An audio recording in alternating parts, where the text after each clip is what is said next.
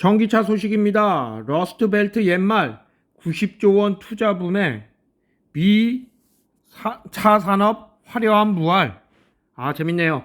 전기차와 인플레 감축법 IRA죠. 감축법에 힘입어 차 왕국을 본격 재건한다. 막대한 보조금을 뿌리는 메이드 인 아메리카 덕분에 배터리와 차 업체가 미국에 속설 집결하고 있다고 합니다. 이에 따라서 러스트벨트라고 하는 북동부 공업지역, 여기죠. 5대5 연안의 미시간, 그리고 밑에 쪽에는 오하이오 이런 쪽 활기가 나고 있다고 합니다. 거기에다가 이 활기가 조지아까지 내려가서 그 활기가 확산되고 있다는데요. 이게 참 전기차라고 하는 게 영원한 테마는 영원한 테마인 것 같습니다. 미국의 최근 역사를 본다 그러면은 08년도에 뭐가 있었죠? 서브프라임 모기지로 프라임이 있었지. 서브프라임 모기지가 있었고요. 2020년도에 코로나 사태가 있었죠. 이 두 사태로 인해서 거대한 사태죠. 전 세계 경기가 뚝뚝 떨어졌는데 2008년에 요걸 살리기 위해서 오바마 대통령이 그린 정책이라고 했죠. 그린 정책으로 1차로다가 전기차 업체에 돈을 뿌려줬죠. 돈을. 그러다 보니까 테슬라도 이때 보조금 받았잖아요. 그러면서 한번 살아났고, 그러면서 GM도 자동차 업체 그때 다 망한다 그랬는데 GM, 크라이슬러, 포드 이런 업체 다 살려주고 GM이 그 쉐보레 볼트였죠. 그 당시에 VOLT PHEV 자동차를 만들면서 한번 살아났는데 요번에는 누구죠? 조 바이든이 IRA 인플레 감축법을 통해서 요번에는 다시 한번 순수 전기차를 밀어주는 그런 거동이 약 2010년대 그때의 상황이 재현되는 것 같은 모습이 보이네요. 그런 거 아닌가? 그 당시에 GM이 부활했다면 요번에는 미국 전체적인 경기를 살릴 수 있는 그런 좋은 기회가 되지 않을까라는 생각이 듭니다. 요 당시에 2010년에 미국에서는 또 재밌는 일이 있었습니다. 이렇게 경기가 완전히 바닥을 치고 전 세계를 공황 수준으로 몰고 갔던 서브프라임 모기지, 그때 이제 그린 정책뿐만이 아니었죠. 그때 미국에서는 무슨 일이 있었냐면 셰일 혁명이 있었죠. 셰일 혁명이 있다 보니까 미국의 에너지 자립, 그 이전에는 미국에서 석유 생산량이 경제적인 이유든 여러 가지 이유로 중동에 의존을 했다면 2008년 아주 그냥 최악의 상황에서 미국을 살려준 셰일 혁명이 일어났었고, 그럼으로써 에너지 자립을 이뤄냈다면 이번에는 완전히 어떻게 보면은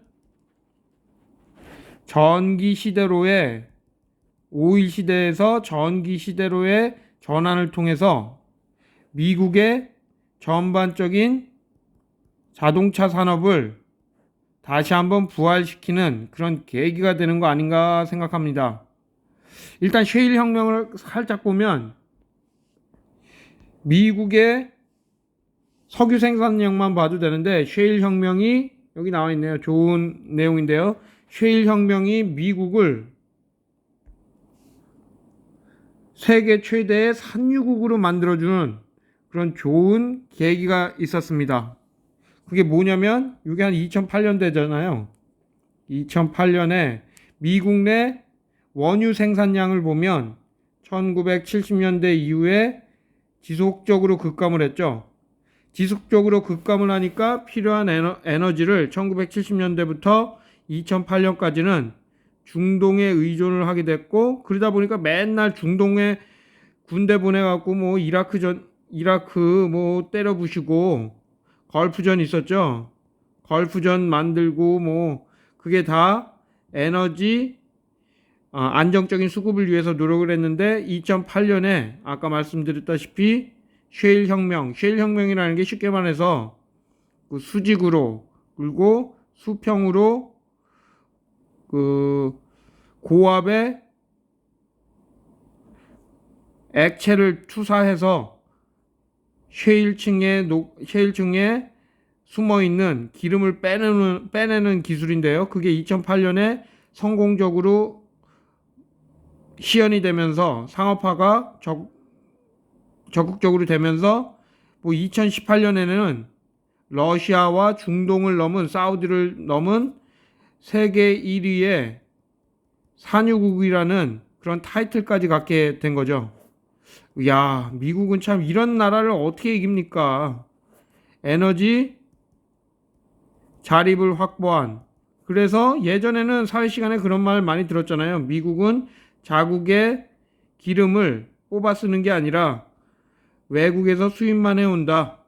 그래서 이 당시에는 어떠한 원유 관련된 것도 미국 밖으로 수출이 금지가 돼 있었는데 이 셰일 혁명 이후에는 남아도는 게 셰일 가스랑 셰일 오일이다 보니까 이제 에너지를 외국으로 수출하는 수출 금지를 끝내고 원유를 수출하는 그런 경지로까지 변화가 된 거죠.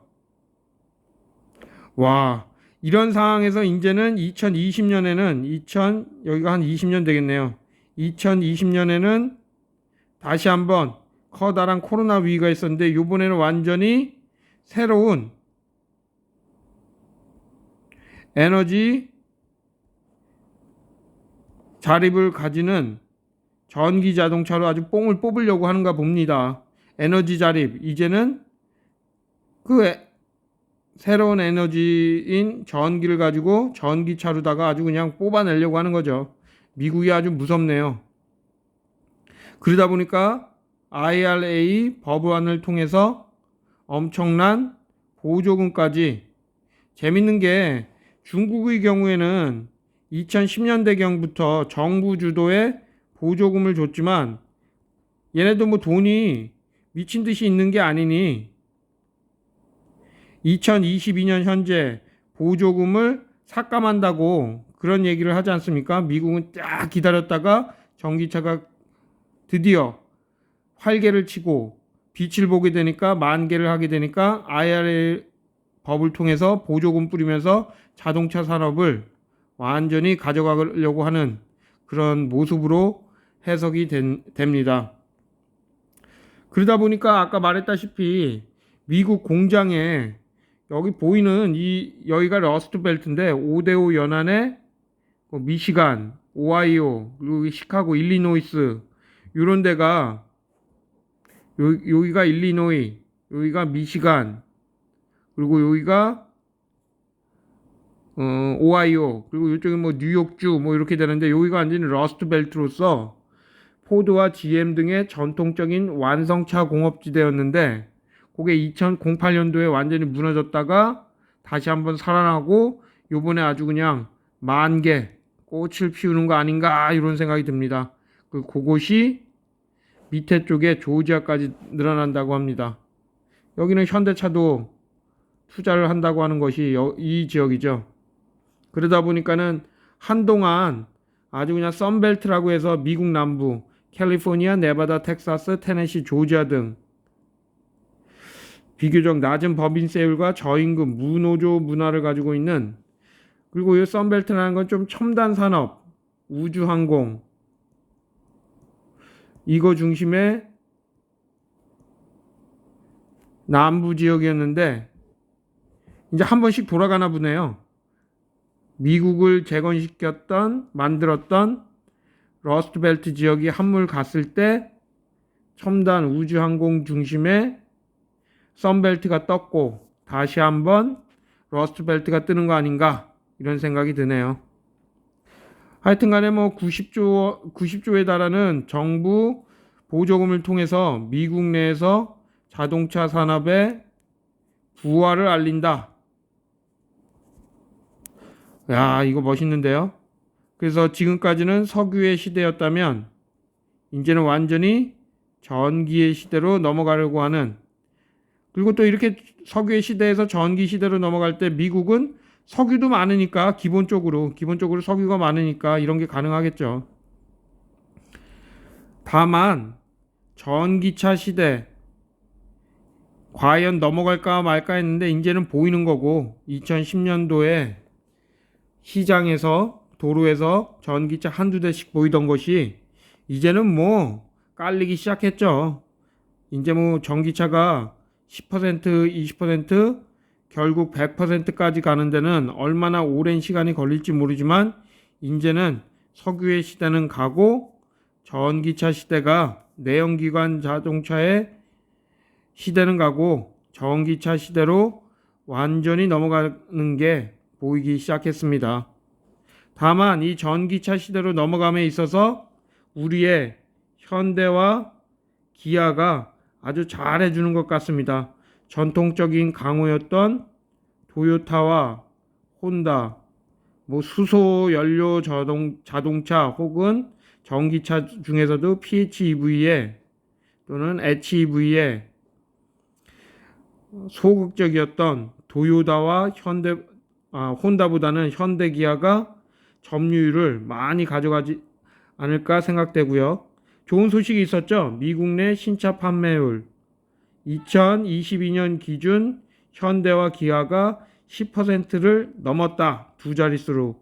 그리고 이 10%를 달성하는 데 있어서 도요타와 혼다가 가지고 있던 시장 점유율을 빼앗아 먹으면서 그 10%를 달성한 건데요. 그렇다면 아직 전기차 이제 시작하는 건데 이렇게 100%까지 가는 과정에 있어서 현대기아차 더 혜택을 받지 않을까 생각합니다. 혜택을 받는다기보다는 잘해왔고 전략이 좋았으니 승승장구하지 않을까. 그렇다면 우리나라에서 맨날 흉기차라고 욕하는 현대차, 뭐 좋은 일 벌어질 것 같은데요. 그렇다면 뭐 현대차 투자해도 좋지 않을까 합니다.